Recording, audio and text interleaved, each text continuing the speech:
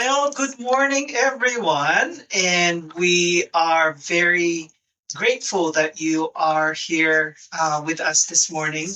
My name is Dr. Ferrer. I am the co founder of Paracletus. And when we thought about other ways that we can advocate for mental health, we have decided to um, come up with online events so that we can further advocate for mental health and well-being.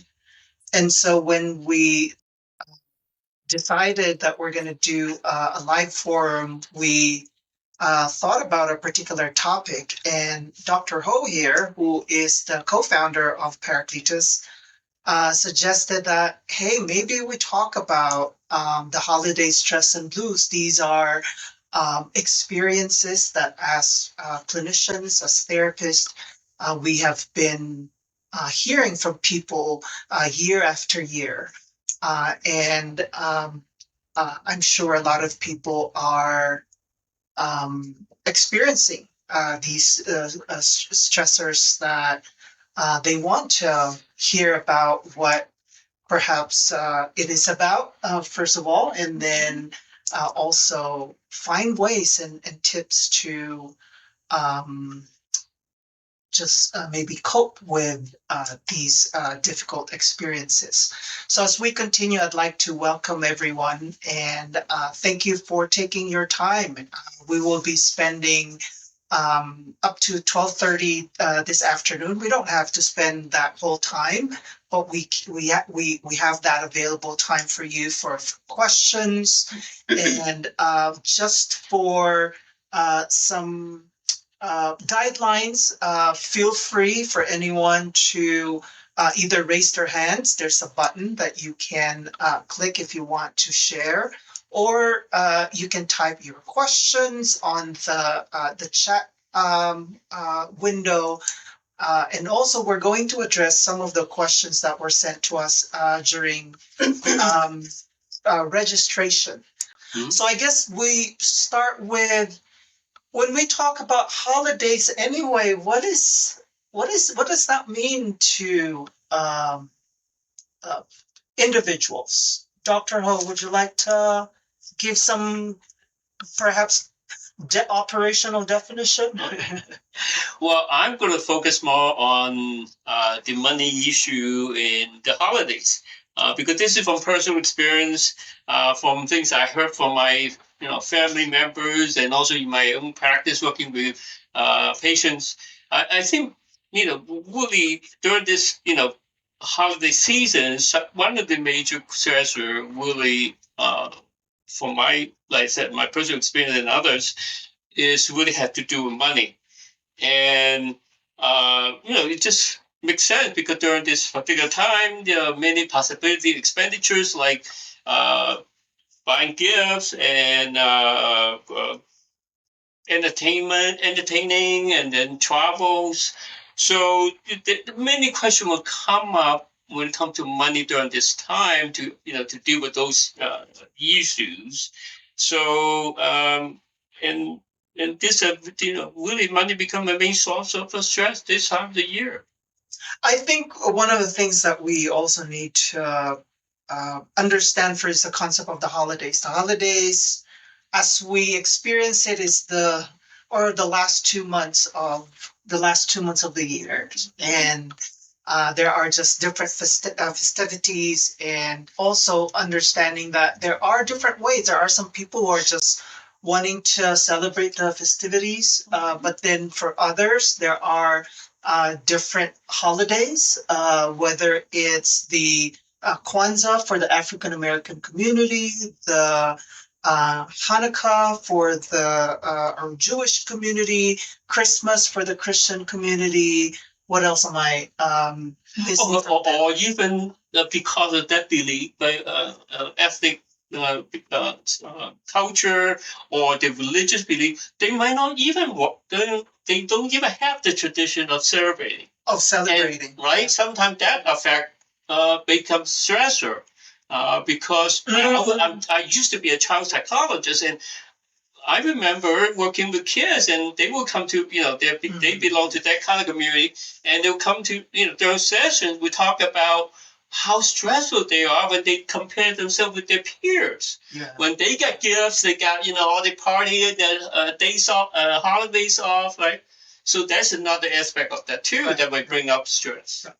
Well, my name's Diana Garcia Lapa. I'm a licensed marriage family therapist. And yeah, I'm actually going to talk a little bit more about family stressors. Just in general, obviously the holidays bring on a lot of stress, but how do we deal with them within the family, parenting, right? Different styles. Not only that, but just where are we going to go? All the questions that everybody has in the family, right? How are you going to celebrate? Who's going to be there? We don't think about how much it does affect us. We're talking about like the holiday blues, right? We don't even realize like, oh, it's already end of the year. Yeah. We didn't even think about it. And you're looking outside, it's sunny, but everywhere you go, something's going on at the holidays. So yes, it hits us. I know it hit me this year pretty strong. What have been your experiences working with other people? Because blues is a sort of like a catch-all phrase, right? But what does that really look like? I see it as all of a sudden you're living life, going about your day, and all of a sudden you remember, oh wait, the holidays are coming, and you start feeling some kind of way. And it doesn't always have to be negative or sad, but it does stand out more so in the year. This time of year just makes you think a little bit more. I can actually resonate. What do I not have? What do I have? Where am I at? What have I done? So it hits us, and I think we just have to be prepared. So hopefully I'll share some tips on and some strategies on how to deal with that. Yeah. Quickly, I can even share there's that pressure. Exactly. There's the feeling of pressure of what we've experienced in the years before, and sometimes it's a little it's different. Yeah. Should we come up with a new diagnostic criteria? Post-holiday stress disorder. Oh yeah, I know. And then of course there's an actual symptoms of depression or signs of depression and anxiety. Feeling the loneliness, feeling the just difficulty relaxing. Right. So those kind of capture the blues as well. It's big of the social event, right? It's where are you? And then this heavy feeling of how am I connecting? How am I not? What's happening in my life? And I think that's where you start feeling that little, I don't want to say cloud, but it definitely wakes us up, right? But maybe to others, it feels like clouds, right? So you probably, our participants here have different metaphors as well that they can relate to when it comes to this experience. So, so as you were saying. Yes, so families and in general, but I think what we think about when we think about stress in families for the holidays, not only do we start thinking about what we're going to do, how we're going to do this, right? But I think there's like a personal necessity to be involved with everything and everyone. And that alone brings on so much stress, right? Because you feel like if you don't do enough or you're not taking care of enough, it will put you in a state of questioning yourself, maybe doubting yourself, thinking, why am I not feeling so joyous like the environment says I'm supposed to, I right? See what you're saying. So I'll be talking a little bit more about some strategies to help with that too. Then again, even parents, if they have some other children, they deal with it differently, how to keep them engaged and make sure that they understand that, hey, we have an expectation. Let's not think it's all Hallmarky, even though it's lovely. I love Hallmark. I like Hallmark. I like the Hallmarky part of it. I do, but I can't always be like that. But I even wonder about the Hallmarky thing. What does that? You know what I'm trying to say? I don't know how the whole Hallmark channel impacts, but is that encouraging or is that? I've seen it both ways. I mean, I don't know. We can talk about it. I've seen it both ways. I know people. I've done it before. I love it. I like binge watching some of those movies for fun. A little self care. But then it does make you think, oh, am I ever going to have that? I'm going to be in the snow. I want to be with the whole family and have that environment, and it doesn't have to be Christmas, but just the idea of being in the snow, and it's so fantasized, right? So it gets us really excited, and yet sometimes it doesn't, because it either brings memories or it says, well, I'm never going to have that, or I didn't have that. Then we start comparing, and that also creates a little bit more of that stress and anxiety for us that you don't want to pay attention to. So it's fun to get away and have that beautiful idea of what it could be like, but I think it does, and I'll talk about more, it can trigger us in ways that we're not expecting, whether it be because it's a social norm or family, whatever. But I do think that we need to pay attention to those cues. Yeah. Yeah. So Yeah. yeah. So I'll be talking a little bit more about that. Okay. Yeah. One of you're saying about the experience of, well, I kind of don't have that as other people are experiencing. And what comes to mind that it's not even just during the holidays, but throughout the year, but maybe a little bit more pronounced to others during this time of the year, is the experience of grief. Yes. And for Very some much. people, it could be very recent. And maybe even for even fewer, perhaps it could even be during the closer period Yes. of the actual holidays. Um, and then grief may not necessarily be like a death of a loved one. It could Right. be also just the distance. We think about our servicemen and women who are deployed overseas, but also even if the loss happened a while back, whether it's early this year or last year, even 10 years ago, Right. again, the whole Mhm. experience of the holidays may uh, be a factor in terms of people experiencing or going through grief again. And of course, we all agree that grief is an ongoing process anyway, but I think it's another experience that we want to pay attention to, um, and be able to sort of honor ourselves that while others may be celebrating, Right. and we might feel differently, and Right. what are again other ways to address that, to manage those experiences. So I think Yeah. those are the different uh, stress that we have presented so far. We have the economic side of it. We have the grief. We have the family. Other things that you want to add in? As you were talking about this, and also you talk about even the history or the grief and loss and in the past how that affected us. So I'm thinking about how do you know the stress is manageable Right. or not so manageable, or almost to the point that you probably want to seek professional help, that kind of thing. Good point. So I think the question to ask in this time of the year maybe is how are my responses to the things I'm experiencing related to holiday, Yeah. right? Yeah. And I think that is something that we can also look at too as a group.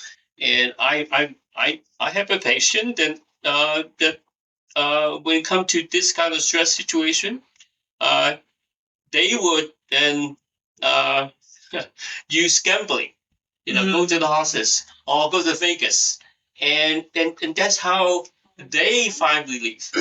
So this is something that I think is important to look at. If you really look at yourself and at this time of the year, how you're responding to this is really determined. If you might want to find some other help or not. Mhm. If I may add, sent us a lovely article. The American Psychology Association did a survey last year, and apparently 38% of people cope with stress, or adults cope with stress in ways that are not so healthy. They will either isolate. Can you say that again? Because I think I like that. Okay. 38%. Wow. 38% of Oh, adults. oh, wow. Yeah. 4 out of 10. Listen, and look at yours. You gave that example, and it makes sense what they said. They will cope with stress in ways that are not so healthy, unfortunately, right? And so one of the ways they're doing it is they'll isolate. They will either, and I think we've either seen this in our practice ourselves, family, whatever, but it makes sense if we think of how we do it, or how some people do it in general. They isolate. They mentioned that people either go into dieting or not either eat too much or eat too little, but they're really fixated on that during this time. The other one was that they also go to alcohol and or tobacco or other substances. So if we think about it, these are ways to cope but it's not necessarily meant to be for or the healthiest or the best, right? So I actually was talking about some ways to cope with it in general too, but it is interesting how that survey was done, and last year alone, 38% of adults were coping with it in not such a healthy way. 4 out of 10 people. Yeah, imagine. Yeah. 4 out of Yeah. 10. That's I want to a lot. read some of one of the comments. I agree with all the stressors mentioned, and would add time management. Yes, very good. Overcommitment. Absolutely. Overcommitment, yes. Mhm. Pressure of attending multiple family gatherings and other Yeah. holiday events. Also maintaining boundaries with family members during holiday events. What I am learning from you, Diana, with the article that you read is that there are clear behaviors resulting from the experience Yeah. of stress, and to then resonate or relate what Dr. Ho is saying is that then these behaviors resulting from the experience of stress then uh, describe the level of functioning that we are able to perform in our day-to-day lives. So these are important things because it's not just like the experience of stress and blues. Right. This has they have impact on the rest of the year's Yeah. behaviors, and you're saying that 40% or 4 out of 10 Yeah. may not adjust Very well. very well. Yeah, it's like the Yeah. to go. Apparently, it's like okay, I'm gonna do these. These are my main Right. choices because. So I'm not going to hear Oh man, one of us could be. let's see. I wanted to tap in a little bit more, if we can, the economic side of it, because there's so much pressure in the society's consumerism. Every holiday, anyway, in this country, there's always this sale event. I Yes, always, isn't that the for truth? example, the Everywhere you July. go, let's not even talk about Costco, right? Or everywhere you go, there's always Yeah. it's already. You know Announce, what's announce. funny for me, because I thought about like, oh, May is actually a mattress sale. July is car sale. You know what I'm saying? Yes. I've noticed that through the years. Like there's like every The beauty behind psychology and marketing, right? yeah, and I think we also Triggers. need to pay attention to that. I think it's what we're trying to say is increasing self-awareness of Yeah.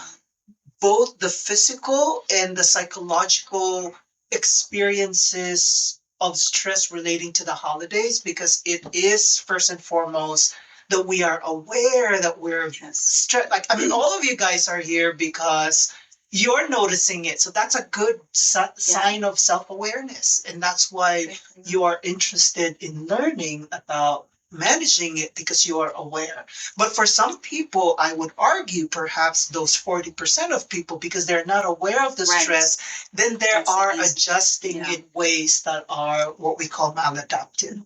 So But we also want to say that means there's still 60% people did well.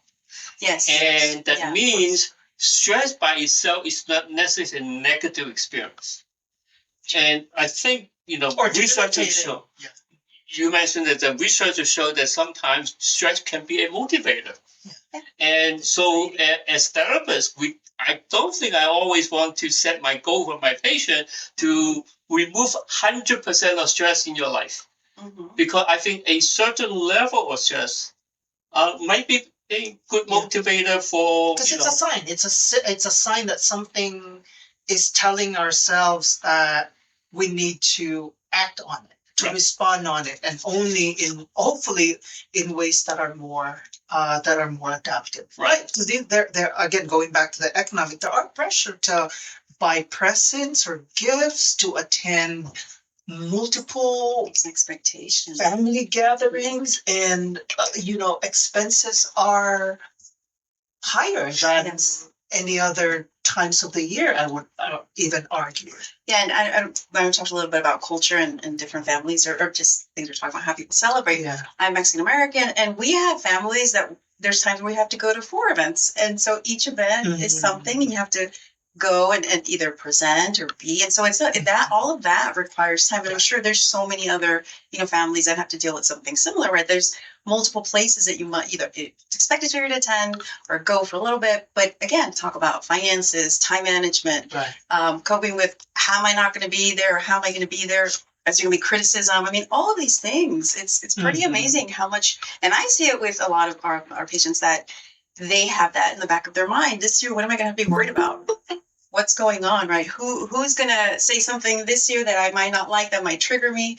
So again, things we need to be on the lookout for. You never trigger me, and I will use myself. Because the time, this is a time of family gathering and celebration, but now what I'm gonna say is not exactly that person, okay? But what about a bad uncle? The bad uncle. And yeah, that's not the funnest and most enjoyable time. Yeah. Now I said it's not really the bad uncle for me, okay? But that was it's a family member, okay? Yeah. So I don't want my family to hear this. But but you see what could happen. So it could be that it's also the anticipating meeting this bad uncle for me might be stressful. Yeah. Yeah. Yeah. Or even all the questions, right? When you see the family member, do you go talk to them? Do you not? As far as like too much information for, talking about, seeing how their life is going, right? Yeah. And catching up, let's say. Yeah. But even the questions that are asked about your life, right? I've seen it a lot in my practice that we have a lot of my patients thinking, I don't want to go to this reading because I don't have somebody to go with me, or I have a new person to come with me, but I don't know how to introduce them. It's a lot of pressure. Because it's almost like a reunion time. Yes, and so everybody wants to catch up, and it's like, well, what if you don't want to do that and you just want to go say hello? But no, it's expected for you probably to.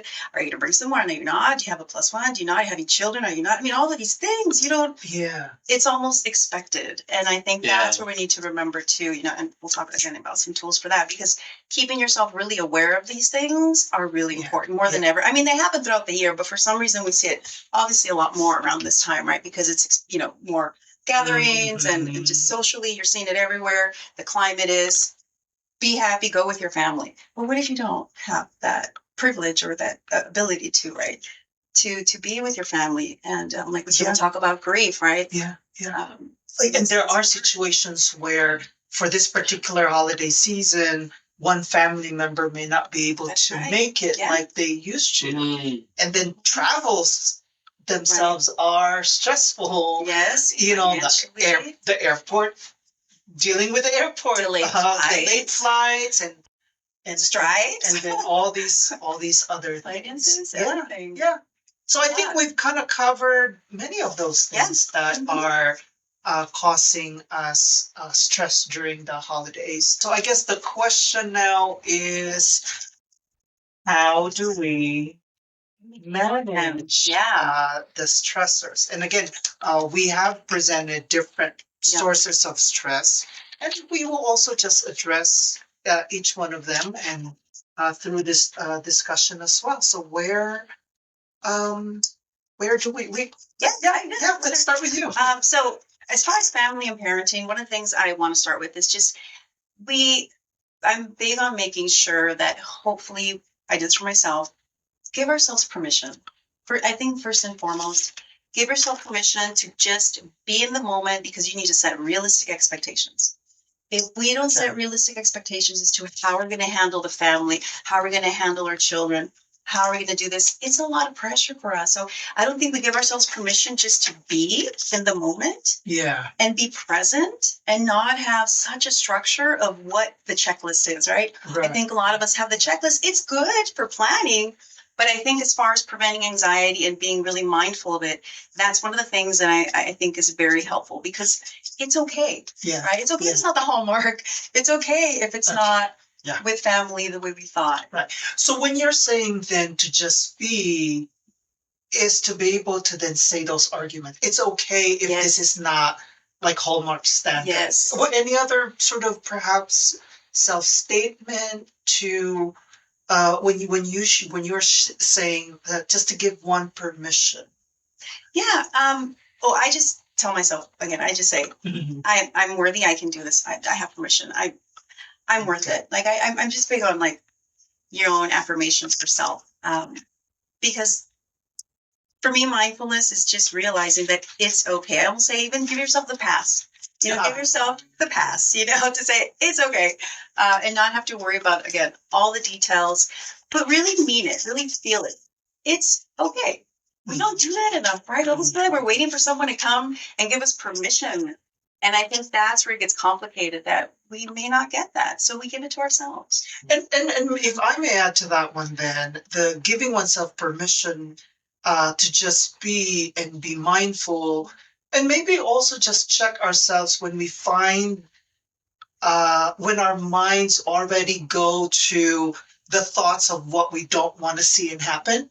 Like, oh, what's going to happen at the party? They might ask about me and things like that. Yes. When the reality is, if we're talking about today, which is still October, and yes, it's valid. It makes sense that we think about these things already, that how are we going to be able to get through that. But the reality also still is that we're still in October. Right. Exactly. And even so thinking of, okay, let's not go to the future. Let's not go to the past. It hasn't happened. The future hasn't happened. That's our imagination at work, right? Yeah. I call it narrative. Yeah. Yeah. The past is the memory. It's gone. It might give us little reminders, but at the end of the day, and maybe some memories, we need to be here, now, present. I call it like we've arrived, right? Because until you're there, that's what I like to say. Like I've arrived, right? Because if not, your thoughts are again in the future and the past. You're not able to really function. But if you really just, sit, take a look, touch. I mean, we're good on grounding things or strategies for that. But even just be present with the environment and your senses and be there. Pay attention to just today, what's going on. Exactly. I try and practice that all the time, and I teach that a lot too, because I think it's so important. No matter for what aspect of life, I think it would be very helpful to find a way to just again give yourself permission and just be, in the moment, present. Yeah. Isn't the psychology talk about the 5, 4, 3, 2, 1 procedure? Or what is breathing? That? Yeah. Oh, which one? You talk about being in the present. Five things what you can see, 4 things you can Okay, share that then. So It's we try to make the person be aware of the present. Okay. And by attending to the 5 senses that one can, so that's the 5. Right? Yeah, 5 things you can. So what are 5 things you can see right now? 4 things that you can feel or touch, right? Okay. 3 things that you can hear, right? And 4, 2 things that you can. Let's see here. Now, I know what the 5. Let's see. Yeah.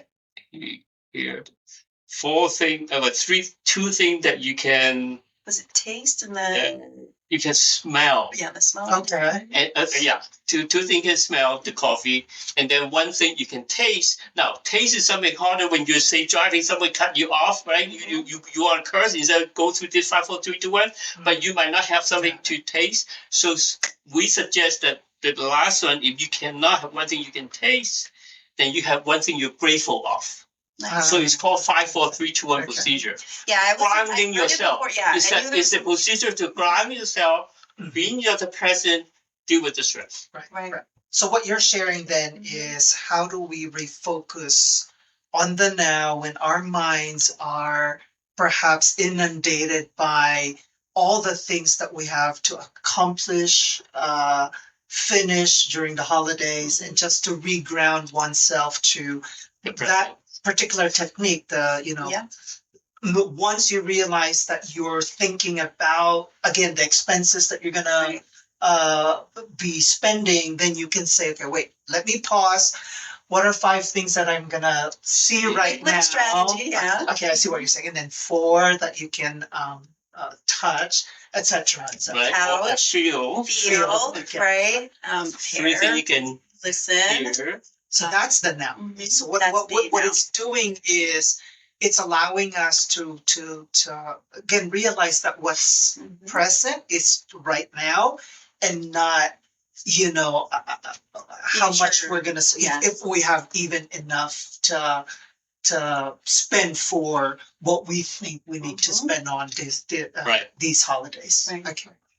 And then I go into prioritizing ourselves. And as far as self-care, I think it's really important that we really pay attention to how we are feeling.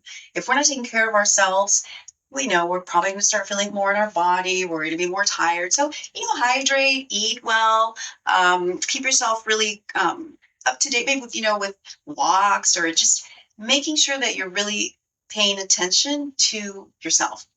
whatever that might mean for you. But I think if we don't do that, we get caught up in all the everything else, and then it's not enough, right? And then we forget about ourselves. I mean, I've had patients say, "Have you had a checkup recently?" No, I haven't had one in a year and a half. Okay, let's go have a general checkup. How are things doing for organic matters, right? Or not, because what if something else is going on physically and you don't know, and you're thinking it's all stress related, and maybe you're just low on a vitamin or something, right? And so being sure that you understand, is very important, because if not, again, we're going to the holidays, and it's going to be very easy to get all kinds of stressors. I just want to add on that one because you said something about vitamins. Our audience probably already know about this, but it used to be diagnosed as a severe winter depression. However, the American Psychiatric Association further and further realized that sometimes it's not just during the winter. And so they've changed that now to cover all other season, which is now called seasonal affective disorder. Yeah. So while it is, I don't want to use the word true, but while it exists, this condition called seasonal affective disorder, that there are certain people in certain parts of the world during the winter when daylight is shorter and when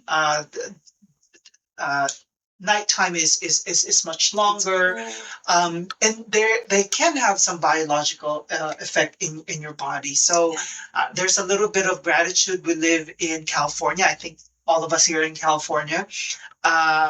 So get as much sunlight Vitamin D as you can. as we can. Yeah. Whether it's just some time in the morning. Just a general advice, of course, wear your sunscreen. We don't want you out there without wearing your sunscreen. But yeah, I think that's just kind of in relation to what you were saying about prioritizing. Thank you. Yeah, just be very mindful of prioritizing yourself. Or not forget about it. So again, we're going to be so doing everything and busy and being there and there, and we forget. Oh, I didn't even eat today. When was the last time that I sat down and spoke to my partner, or my husband, or my children, or whoever it is. Those little things. So be very aware of that. Right. The other thing I think is really important, this is a big one, are boundaries, right? Yeah. I think it's so important with family. We have to learn there you go. We have to learn our boundaries. The holidays are really rough when it comes down to boundaries. I have seen in general, not in my practice, but even in life, right? It's hard because I think this is where a lot of people struggle, as in, what's a fair boundary? What does it mean? Right? How do I set it? Is it going to be respected? What if it's not? Yeah. Now I feel bad. What if I don't want to carry more stress and I'm going to feel bad. Well, one of the things I always say is, if we are not able to really understand our limit, then we will never be able to be really present and understand where we're at, right? So I think it's really important that we really understand what's the most important thing for us, and then set that boundary, that limit. It doesn't have to be an extreme, but just simply, today I'm only going to do this, or this year as a family we decided to do this, or as an individual I decided to do this. And if someone else asks for more, this year I'm actually going to only do this. Thank you for the offer. Yeah. Right. Or this year I decided to stay in. Maybe this year I decided not to celebrate. I'm going to stay in tonight or something. Mm-hmm. And know that, again, going back to that, it's okay. Right. But I think because we have a lot of fear that people might not be happy with it, or we're going to disappoint someone if we don't do it. Yeah. But then we end up going to events or places and we're not really present. We're not there. We're not comfortable. We're not happy. Right. Are you really enjoying it anyways? Right. So it's important to explore your boundaries. What would you then suggest, maybe even before finding yourself in that event? What would be some possible boundary practice so that perhaps the alternative is you're okay and comfortable saying, no, I can't make it to that event? Going in? Because I think what I'm hearing you say is that you find yourself at an event realizing that, or maybe even in the beginning you're already hesitant, but you felt the pressure, but what would be perhaps some of the actual specific strategies so that you can perhaps even say no, so that you don't find yourself in that ordeal already? Yeah, that's a good question. I think the biggest thing is planning. That's why I asked you before, really plan for yourself what's going to work. So if I know that this year I have a limited budget and I can only afford this much for socializing and going out or spending or whatever it is I'm going to do, I need to be okay with that. Right. So ahead of time, I already know, okay, if I'm going to go to this event, this is what I'm going to do. Am I going to have to buy a dress? Am I not shoes, clothing? What am I going to buy? Or just, whatever it is we're going to do. So to really understand yourself, what are your limits? And then be prepared that if you can't, for whatever reason, go, like we're saying, to know that it's okay to say one more time, I'm not comfortable this year, or I'm feeling more comfortable to just stay in, right? But I'll go into a little more about, I think we need to be aware of our triggers, right? Because if we have a trigger about something, there's no better way, I think, than preparing. You have to plan ahead, know what's going to work for you, and really be honest with yourself, really. Right. There is, which that the idea of boundary reminds me of. So we ask our participants if they have questions beforehand in the registration. The question is how to deal with questions or small talk when you don't celebrate the holidays at all. Right? And then you'll find yourself in social situations where they're probably going to be talking about holidays. And I think the whole practice of boundary covers this as well. So anyone wants to chime in on that? Yeah, that's... The question probably is to do with, say, the person in the company, workplace, and by the water cooler, and then someone co-worker came.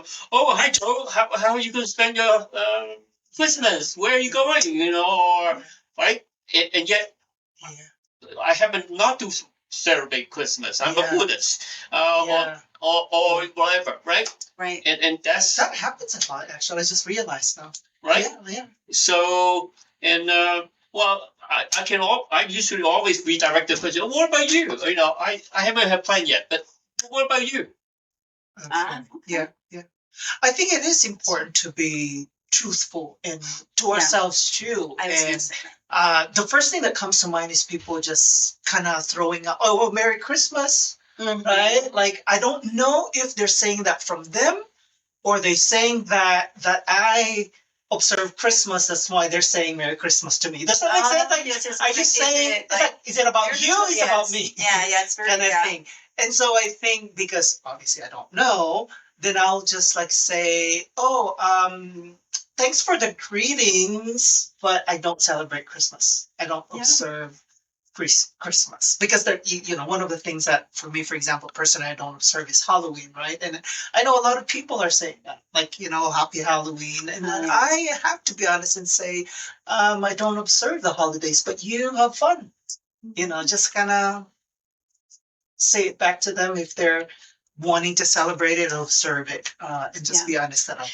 But that's a really great question, because small talk really what the kind of the grease for the social interactions. So I think that's something we can always continue to learn how to do it well.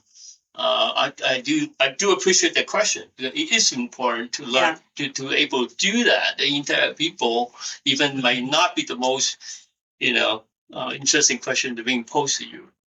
Yeah, and even even if when you're in the conversation and it starts and you're already there, you don't know what to do, or even if you're feeling a little uncomfortable with the conversation, why not turn it into, why don't we make this about just celebrating our friendship?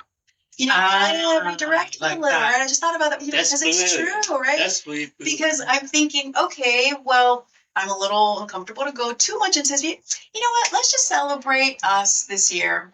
Can we just talk about how we're going to celebrate our friendship, our family, whatever it is? I'm feeling like I want to just celebrate. Maybe you don't know them that well. You don't want to go too much into detail about your life. I don't know, whatever it might be right in that moment.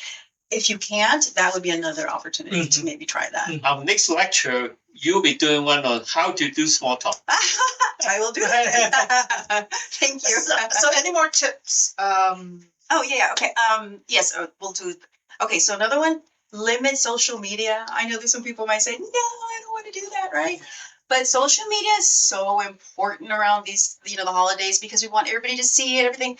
But what happens is, at least this is what I find, and I'm, probably experienced it myself too, is that you find yourself so caught up in posting and seeing that, one, you're not present like you want to be with your family or friends, right? And with yourself during the holidays, you start feeling like you have to be posting things, or you have to do this, or wait, I need to do this because they did it. So that's one side. And the other side is we start comparing, and that's even more stress, right? If you don't limit yourself on social media, I think we start doing the comparison. Why are they doing this? Why didn't I get to do that? I want to do this. I would like to go where they're at. And then you start questioning yourself, like, why don't I have that opportunity? And that will create a lot of stress. So I definitely feel it's important to limit our social media, as hard as that may be for many. There's even apps, I heard one of my patients tell me, that they give you like a timer. I forget what it's called, Clear something. Yeah, I guess you can pay for it, and it'll give you a timer to turn off all your social media, and you only have certain times when you can go on it, and then for the amount of time that you can. So it's programmed to just make sure that you're not always on it for that reason. Yeah. So then you can post and whatever, just not spend all that time on it, because you want to be more in the moment and make those memories rather than just, posting all these things. Yeah. And then I think the other big one is to plan ahead and delegate when possible. So again, right? Plan ahead. Make sure you can have, this is the big one. It's okay to ask for help. Right. I think a lot of us feel like, no, I have to do it. I'm the only one that needs to do this. That's not going to get done. Right. It's okay to ask. Especially if you're hosting the party. Right. That's what I was going to say. If you're going to ask for help or even give help. Right. But I think it's important to just be really good about planning and delegating accordingly if needed, but to not feel that you have so much pressure, you cannot do that, and not to worry so much. What are people going to think if I ask for this? What if they say no? I might feel rejected. Just try it. It's okay. Remember, we're going to use that card of it's okay, right? Try and do that as best you can, just to keep yourself focused on the task, which is to hopefully have a good time, right? And not do too much, right? Yeah. I think I like that last part what you're saying, because if you're able to then delegate and practice this, then you're putting yourself into a better chance to enjoy whatever it is that you're intending to enjoy. Yeah. So that's good. I don't know if we have parents. We can do something for children. Okay. So I think for parents, if you are or know any, or have somebody you want to give some of these tips to, one of the things I think is really important is to use this time with children to maybe talk about your family traditions and other family traditions, right? And I think the big thing there is an opportunity to really teach children that, here's the thing, not everybody celebrates it. Not everybody is the same, that there's diversity. And that if you have your way as a family, honor it, be beautiful about it, but also know that others don't, right? So if we celebrate Dia de los Muertos, right? And so that's lovely. Spend some time with kids, tell them about that. So I think it's important for parents to have some sort of, use this time for that to help with it. Having said that, this comes to mind now, which I am then going to challenge families, that if there are things already that you appreciate less in terms of how the last 2 months of the year are celebrated, because you're saying about how do you discuss this with your children, with your family, then my challenge is, this is now then the time to perhaps shift the kinds of ways that you want then your next generation, the children, to observe this last 2 years of the year. And so we can perpetuate still what we've learned if we don't pay attention. So then if you want it to be less costly, then do it. So instead of, say, buying presents that are material things, then maybe set aside time for them to sit down and write greeting cards that are hand drawn and stuff like that. And that, and it might be a little embarrassing for the kids, whatever. But again, that's why I'm calling it a challenge. Sure, absolutely. And maybe that's what they can give their uncles and aunts instead of the like little present, maybe even with cousin, so. Yeah, and talking about the little present, or even just with cousin, I think parents put a lot of pressure on themselves. It has to be this way because my children, who I'm sure every parent wants to give their children everything they possibly can and give them the best experience. But I think the key really is, and I'm sure we know this, but um, children will remember more the moment, right, than the actual event itself, right, than the gift or whatever it is. So if we create these memories with them and have these moments, I believe that's where they can really have that episodic part of the brain, the memory, to stay with them as, oh, this stays with me. I'm going to remember this. And now the parent has that opportunity rather than focusing on what am I going to buy, what am I not going to get them. Create more of a memory with them. Yeah. That's going to be something that will stay with them more so than the event itself. And then, teach kids about, emotional coping skills. That was the other thing I was thinking of. If they feel they're going to be anxious themselves as a parent, maybe have some strategies to talk with them. Also, you can practice with them, maybe they're with cousins or family or friends or whatever it is, and they're feeling a certain way, then, you teach them some little tools yourself, and then you as a family can do them. So that way they feel that way too. You feel some bonding there. Because I can only imagine how there probably other kids too don't feel like interacting, and now the parents are forcing them to go to certain parties. That's a difficult sort of thing to kind of come to terms with. Are you going to then just take your kids whether they don't like it, and then what does it mean if you also then just let them stay home, for example, because they don't want to go to that particular party? So I think what's important for me in that situation is to communicate, not just assume that the kid is just not wanting to go because. I think perhaps we can sit down with them and hear out. And I'll give a specific example. Our audience are probably familiar with, the population we call the neurodivergent population, where they already have an inherent or genetic difficulty socializing anyway, and this might be stressful for them as well. And if we then just take them to parties or more parties, if they think that they really have to go, but I think we have to compromise as parents and these children to be able to say, okay, let's make a deal. How about, wear your earphones so that it's not overly stimulating. Or I promise we leave by this particular time, be sensitive a little bit about other population who might have a different sensitivity to the stimuli, the environmental stimuli during this time.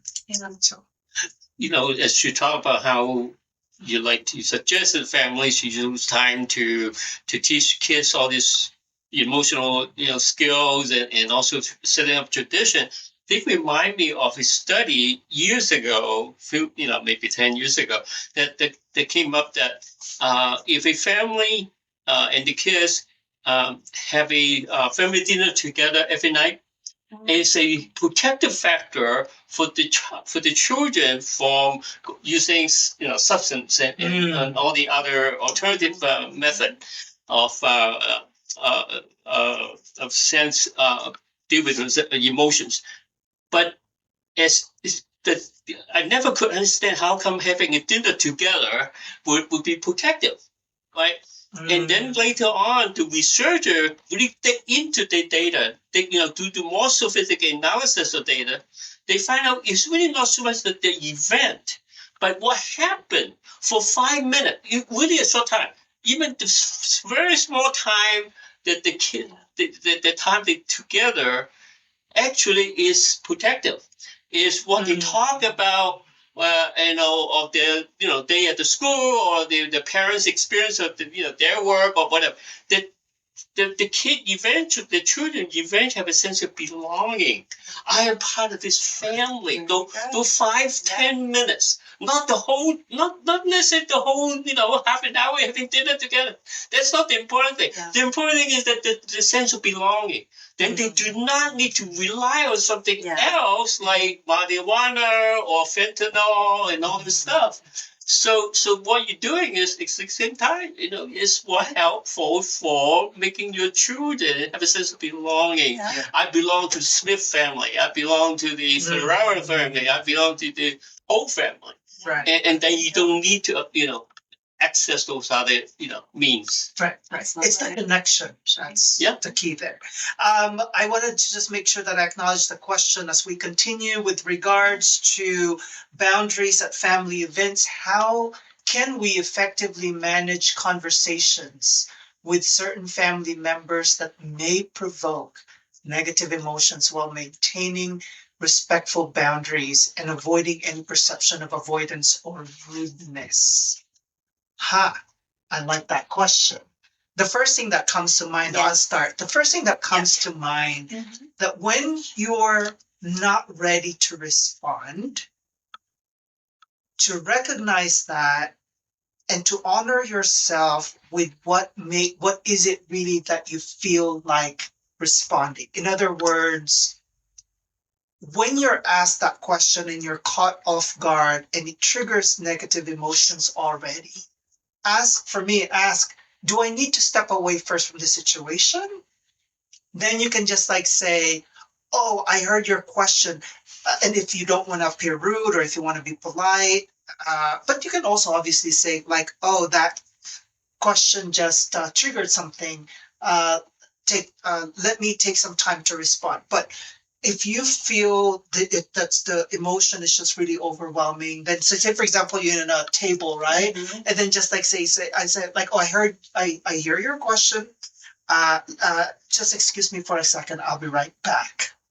But if you feel like you can handle the situation, then you can just say that that question brings up something in me or whatever other discrete response that you want to say. If you don't want to, you're not ready to be vulnerable and say that question provoked negative emotions in me, for example, right? Or that got me upset. If you're ready, then sure, say it. But if not, then let's just say, let me think about that Right. question. And then lastly, for me, if you really think that you don't want to answer the question, then say, I don't want to answer that question right now. I don't have an answer to it. So just Like you said, being honest. being honest. Yeah. And I'm thinking of art, like in family events, right? Mhm. I know it's really important to keep that moment of honoring what they're asking and honoring your feelings. So it's rough. Yeah. I think it's really important to ask yourself in that moment. If you start feeling that trigger, ask yourself again, like you said, Buffer, do you want to answer? Do you not? You'll decide. But let's say you don't want to answer, but don't want to leave it. Yeah, I think it's very fair. I don't know if you guys agree to say something as far as thank you for asking. I'm not ready. I'm not sure right now. Yeah. Yeah. I'm not sure right now, but thank you for asking. Thank you for asking. Yeah, like be polite about, you that way you are acknowledging the question and you're acknowledging your Right, feelings, right? Because we also want to avoid making an assumption of why we think the person is asking a question. Sure, Because because it's our trigger. Yes. Because I mean, is this person just trying to provoke? And Right. that's Right. not fair either. Like Right. if we assume that they're just asking that to sort of like, for example, oh, are you still single? Kind of question. Mhm. And then if you make an assumption that that person is just trying to make a point rather Yeah. than perhaps really a naive question, then you're adding to then the Yeah. coloring what probably isn't there. Yeah. That's the point. Definitely, because I know it can easily become a lot of pressure to make a decision and Mhm. continue. But even just in general with triggers things before we just acknowledge ourselves, our feeling. Right now I'm not sure. Great question. No, I'm not sure. I'm not ready to answer that right now. You don't have to say it that way, but like say it way. But just you being okay with that goes back to the permission. Not Right. having to be so Right. indirect about it. Yeah. Okay. How about any other things? Oh, just the last one is for any stressors in general. I think an emotional safety plan. So if we get triggered, so know your triggers, be aware of them, make sure that you understand what might trigger you in an event. And I like the idea of setting up like a little emotional safety plan, which means, set up some ways to handle yourself when you get there, from, boundaries and saying no, like we said, take short walks, identify ways to ground yourself, create a little support system of some kind so that you can go to the event. Make sure you have another family member there with you that if you don't feel well, they have an exit strategy with you. You know what? I'll let you know if I'm ready to go. I'm going to go this route. Just be aware of that.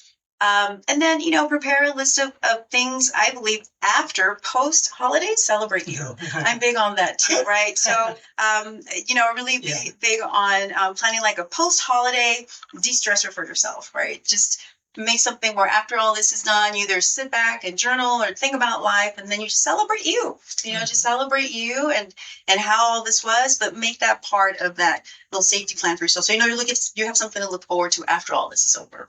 Right. Yeah. And then just lastly, focus on gratitude. I think that's the big one for the holidays for me. Yeah. And not focus on what you don't have, but focus on what you do have. Oh, I like that. Focus on what you have, not what you don't have. Yeah. To which I will say, you are enough. Yes. I am enough. Thank you. I wanted to address then the idea of grief. Grief, as I said, is something that we go through the best way. I know easier said than done. The best way is to go through it. I read this one proverb before. They said like the only way out is through.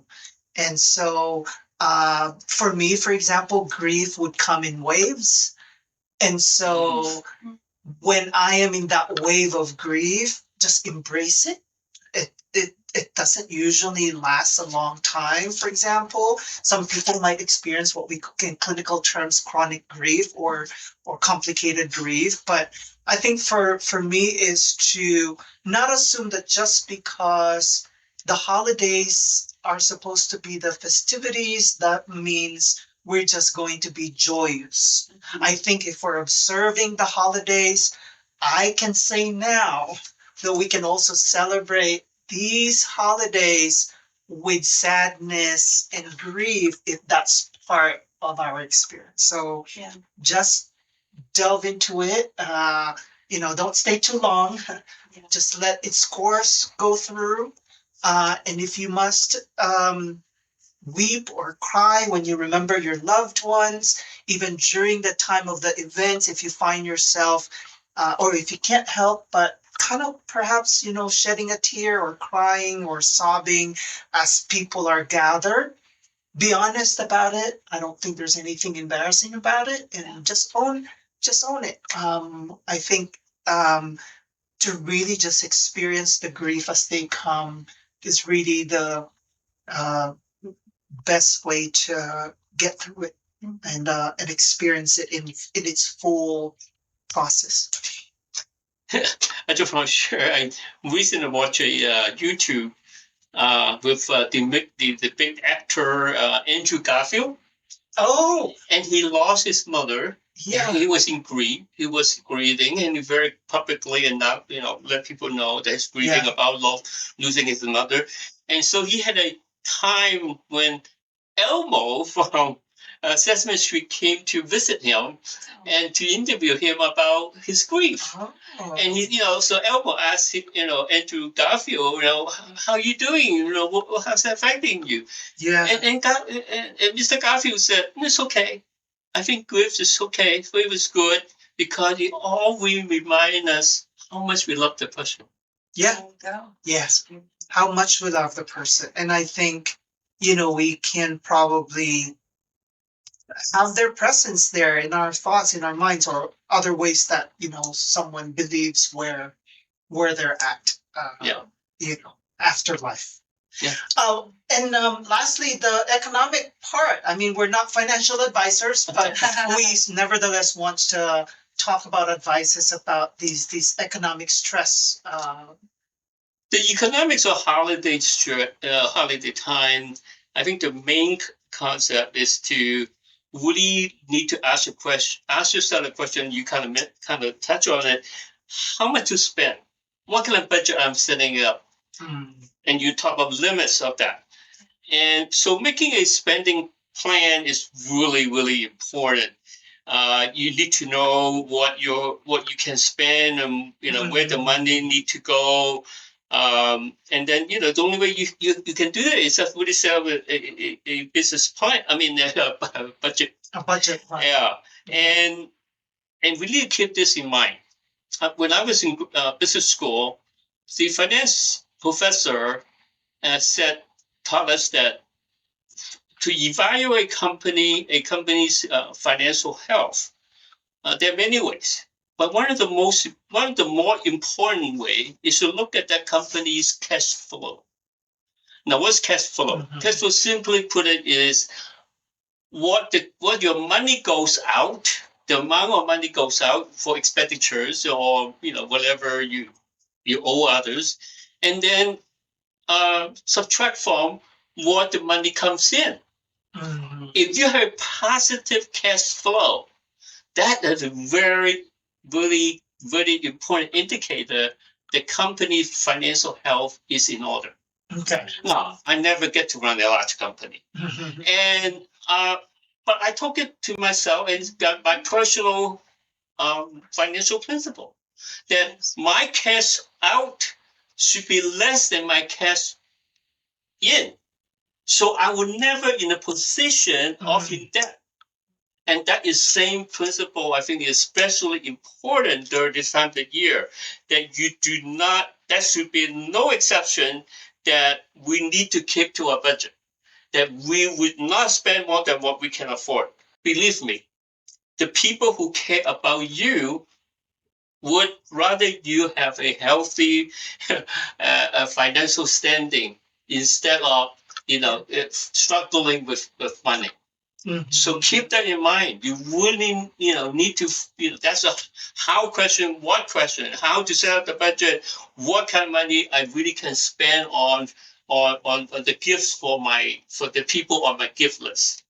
And that kind of go into the next question that during this time of the year when you deal with kind of money stress, and the thing is that you really need to set some kind of priorities. This is a who question.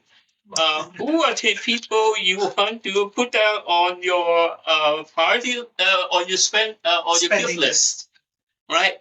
So when you need to prioritize it, and your loved one, your spouse, your kid, parents, and in-laws will probably on the top of the list, and coworker, maybe next.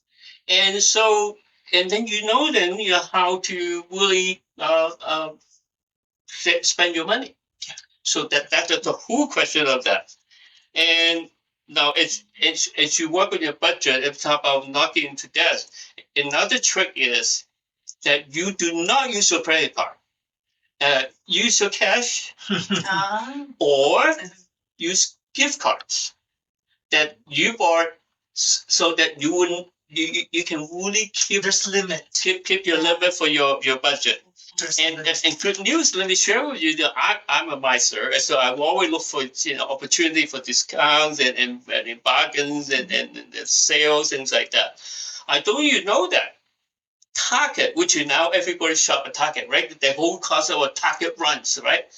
And Target every year during the first weekend of December. So in this year, and I Google it, I check it, it's December 7 and 8, that's Saturday and Sunday. They will have a sale on gift cards, meaning that what you only pay, there's a 10% discount on when you buy gift cards from Target. So you save 10% already. Yeah. So then you can use the gift card to buy the thing from Target. Well, you have to be Target, unfortunately, but the Target now have almost everything, from fashion to electronic gears, right? And everything else, and food and very practical things like that. And so it's amazing. So look for those kind of things. If you belong to Costco, Costco has also often has some very big sales. And last week I just looked at it. They had a sale on plane ticket for airlines. And then, if you like to travel and say, that's the time to buy Southwest gift cards that you can give to people or yourself, then say, and that's more than, I think they're more than 20% off, Mhm. So you pay $430, but you get $500 gift cards from Southwest. So this is, What I'm sensing from you though is that instead of approaching these expenses with a sense of stress, it almost becomes it's just looking at it in a different lens in terms of making it then fun, like finding deals. Like, instead of I have this thing instead of the UGH, it's more about HMM, which means like, how can I make this? Like, how can I just like shift the perspective? But it's still the same. What that also means, the stressor can come from you have a gift list, but what? What did I give to grandpa? What did I give to my sweetheart? What did I give to my kids? What did I give to my coworker who have been really helpful during the last year? But Sure. we're working together. Sure. Now that we only have hybrid, and when we do all these working together online, all this.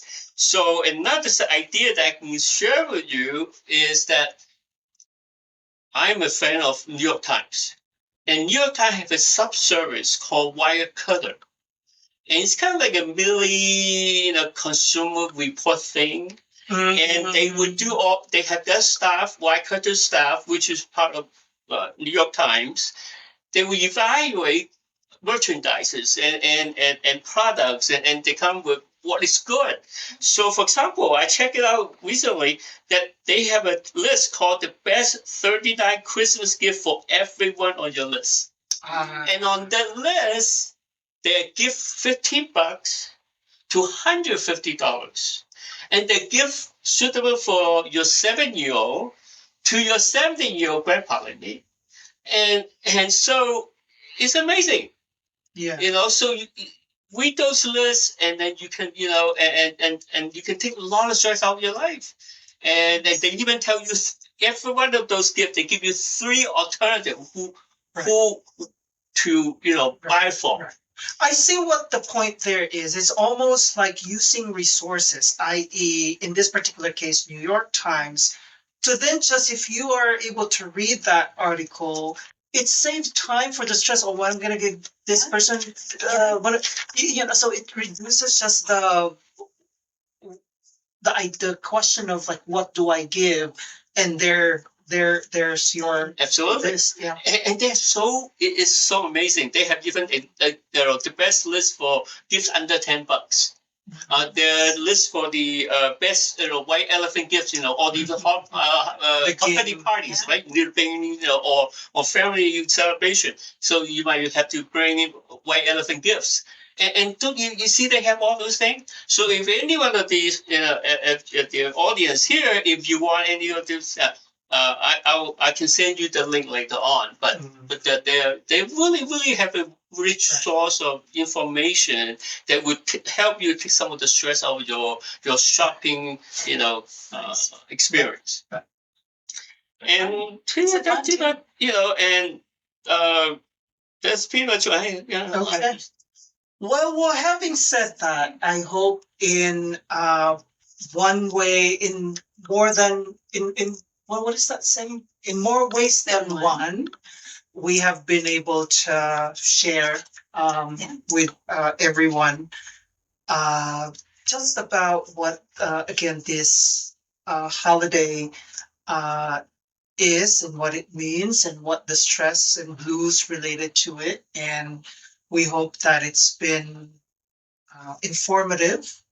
And we hope that maybe one or two or more that there's some kind of a take home message for each one.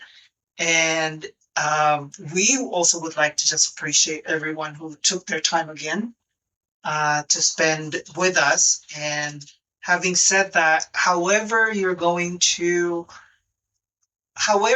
next 2 months is going to look like for you, I hope you stay present and grounded, and you have a great rest of the year. Yeah, and we'll be most appreciative too if you can send us some feedback. What are things that you might be interested in, and how we do, and how can we most make this time valuable for you? Because we hope that this is the first of many. Yeah. Okay. And it was thank you for having me here. I loved this wonderful one. It was even if it's just one tool we gave, one tip, help somebody. I'm happy. That's That's it. Yes. So It's just that one little thing that people can do. Good. Well, we thank everyone, and you have a good rest of the day. Bye for now.